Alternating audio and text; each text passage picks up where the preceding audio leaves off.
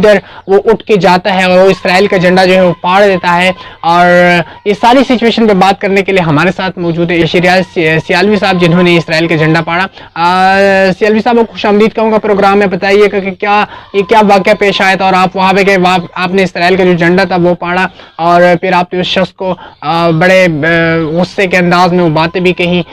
تو کیا کہیں گے کہ یہ کیسا واقعہ پیش آیا اور یہ کون شخص تھا جس نے اسرائیل کا جھنڈا جو ہے وہ لہرایا اور اسلام آباد میں کہا کہ ہمیں جو ہے پاکستان جو ہے وہ اسرائیل کو تسلیم کرے؟ جی اس پہ آپ کیا کہیں گے ہمارے ناظرین کو؟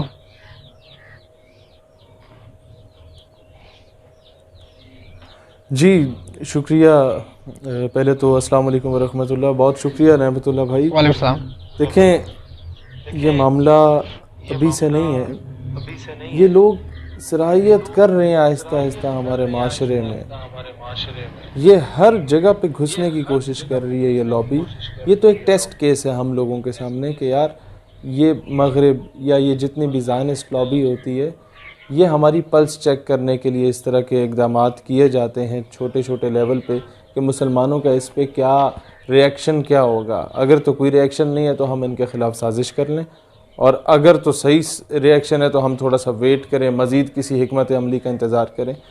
لہٰذا میں ایک بات کہنا چاہوں گا, یہ چیز ہمارے لوگوں کو, ہماری گورنمنٹ کو بالخصوص سمجھنے کی ضرورت ہے کہ ایسے چند لوگ جو سستی شہرت کے پجاری ہوتے ہیں, آل دے نیڈ از ازائلم. وہ ازائلم لے کے مختلف یورپی ممالک میں, مغربی ممالک میں سیٹل ہونا چاہتے ہیں ان کی سمپتیز گین کرنے کے. ان کی سمپتیز گین کرنے کے بعد ماضی میں اس طرح کے کئی کیسز آپ کے سامنے آئے ہیں. میں اتنا ان کی ڈیٹیل میں نہیں جانا چاہتا کیونکہ پہلے کئی مرتبہ میں نے چیزوں پہ آواز بلند کی, بٹ انفارچونیٹلی اس کے کوئی خاطر خواہ نتائج سامنے نہیں آئے. اور پھر ہم نے یہ دیکھا کہ یار ایک شخص 27 دن سے ادھر بیٹھا ہوا ہے اور no one was there to stop him. اس کے کچھ انٹرویوز سوشل میڈیا پہ میں نے دیکھے وائرل ہوئے جس میں وہ کھلم کھلا اسلام آباد میں بیٹھ کے اسرائیل کی حمایت میں باتیں کر رہا تھا. میں نے 2-3 دوستوں کو اٹھایا اور وہاں گئے, وہ اسرائیلی پرچم پھاڑ دیا کیونکہ میں سمجھتا ہوں یہ میری رسپانسبلٹی تھی, یہ میرا ایمانی فریضہ تھا. اچھا سیالوی صاحب مجھے یہ بتائے کہ اب اس کو روکنے کے لیے کیا کیا جائے, اس چیز کو روکنے کے لیے کیا کیا جائے, یہ بتائیں مجھے آپ کہ اس کے لیے کوئی قانون بننا چاہیے. ان چیزوں کو روکنے کے لیے ایک بہت امپورٹنٹ چیز ہے, میں نے پہلے بھی کہا, سیالوی صاحب آواز آ رہی ہے, اس کو روکنے کے لیے کیا کیا جائے؟ میں مطالبہ کر چکا ہوں کہ ایف آئی اے کا سائبر کرائم کا پورا ایک ونگ ہے. F I A cyber crime میں آپ پراپر ایک ناموس رسالت ونگ بنائیں اور ایک نظریاتی ونگ بنائیں, یا ان ٹوٹیلٹی ایک ونگ بنائیں جس کا کام صرف یہ ہو کہ وہ ایک تو ہے نا سائبر کرائم میں آپ کے پاس پورے پاکستان کے کیسز آئے ہوتے ہیں. کسی عورت کی پکچر بیچاری کی وائرل ہو گئی, کسی نے کسی کو دھمکی دے دی, کسی نے کسی کو کچھ کہہ دیا, وہ سائبر کرائم میں چلے گئے.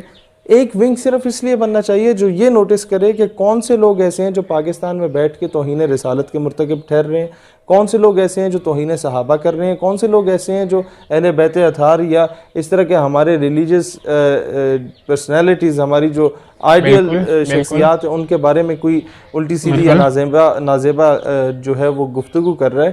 اور اس کے ساتھ ساتھ پاکستان کی آئیڈیالوجی, یہ جو 2 نیشن تھیوری ہے, اس کو ڈائریکٹلی یا انڈائریکٹلی ٹارگٹ کون کر رہا ہے؟ ایسے لوگوں کو اگر وقت پہ سدباب کیا جاتا, یہ بندہ پچھلے 7 سال سے یہ کام کر رہا تھا, اس نے خود کا وقت پہ ایسے 2-4 چوڑے چماڑوں کو اگر آپ لوگ کھڈے لائن لگا دیں تو میرا خیال ہے ضرورت ہی نہیں پڑے گی اس طرح کا کہ مستقبل میں اس طرح کے ایشوز کریٹ کیے جائیں اور یہ سمپتی گین کریں, پھر انٹرنیشنل میڈیا انہیں ہائی لائٹ کرے, پھر جناب انہیں وہ مغرب میں بلایا جائے اور انہیں انعامات سے نوازا جائے جس طرح ماضی میں آسیہ کو دیا یا عبدالشکور قادیانی کو وہاں بلا دیا.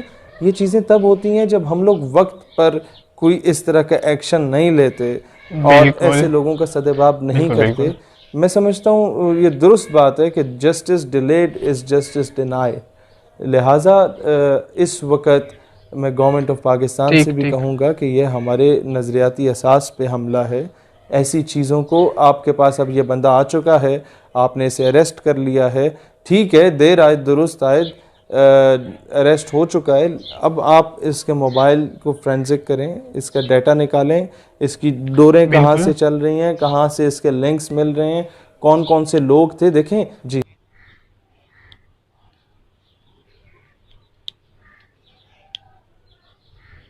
بالکل لازمی بات ہے. جی جی اچھا مجھے یہ بتائیں سیالوی صاحب کہ اب نوجوانوں کو آخر میں کیا پیغام دینا چاہیں گے؟ پروگرام کا وقت بھی جو ہے وہ کم ہے. جی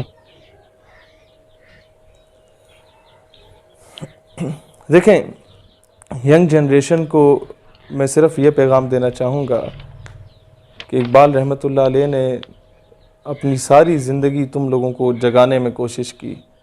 اقبال رحمۃ اللہ علیہ نے بار بار تم لوگوں کو تمہارا مقام, کھویا ہوا وقار یاد دلانے کی کوشش کی. اور جب میں وہ ماضی کے دریچوں کو کھنگالنے کی کوشش کرتا ہوں اور اقبال کے سارے شاعری کا کرکس نکالنے کی کوشش کرتا ہوں اور آتا ہوں کہ نوجوانوں کو کوئی خاص پیغام اقبال, تو ساقی نامہ کھولنے کے فوراً بعد میرے سامنے آ جاتا ہے کہ شراب کہن پھر پلا ساقیا, وہی جام گردش میں لا ساقیا, مجھے عشق کے پر لگا کر اڑا, میری خاک جگنو بنا کر اڑا, خرد کو غلامی سے آزاد کر, جوانوں کو پیروں کا استاد کر, ہری شاخ ملت تیرے دم سے ہے, نبض اس بدن میں تیرے دم سے ہے, تڑپنے پھڑکنے کی توفیق دے, دل مرتضیٰ سوز صدیق دے, جگر سے وہی تیر پھر پار کر, تمنا کو سینوں میں بیدار کر, تیرے آسمانوں کے تاروں کی خیر, زمینوں کے شب زندہ داروں کی خیر,